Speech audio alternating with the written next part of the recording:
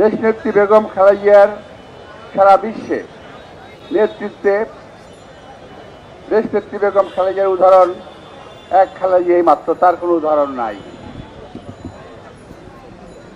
উনি একজন গৃহবধূ থেকে যেভাবে রাজপথে নেমে এসে জনগণের কাতারে থেকে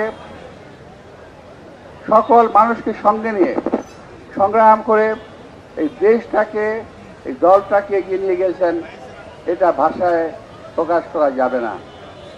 এখানে যারা উপস্থিত আছেন তাদের মধ্যে অনেকেই ওই সময় উপস্থিত ছিলেন, আমরা সবাই খালেদা জিয়ার সঙ্গে ছিলাম, অনেকেই ছিলেন না। আপনাদের নির্ভর করতে ইতিহাসের উপর দেশনেত্রী বেগম খালেদা জিয়া সম্পর্কে যে সমস্ত বই লেখা হয়েছে, সেই বই লেখে তো শেষ করা যাবে না। আমি বক্তব্য দিয়ে কি শেষ করবো?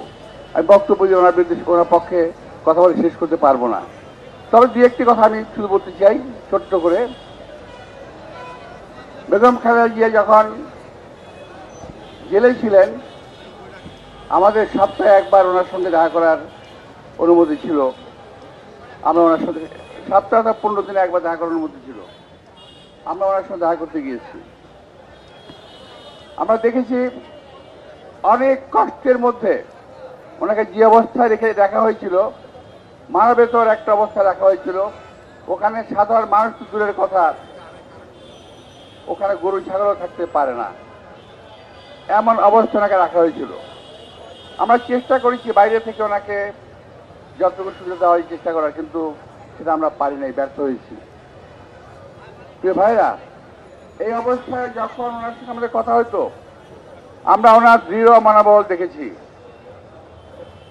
এবং ধীরে ধীরে দেখেছি পর্যায়ক্রমে দেশনেত্রী বেগম খালেদা জিয়ার স্বাস্থ্যহানি ঘটছে। আমরা বুঝতে পেরেছি যে নাকি ওই সময় খাদ্যদ্রব্যের সঙ্গে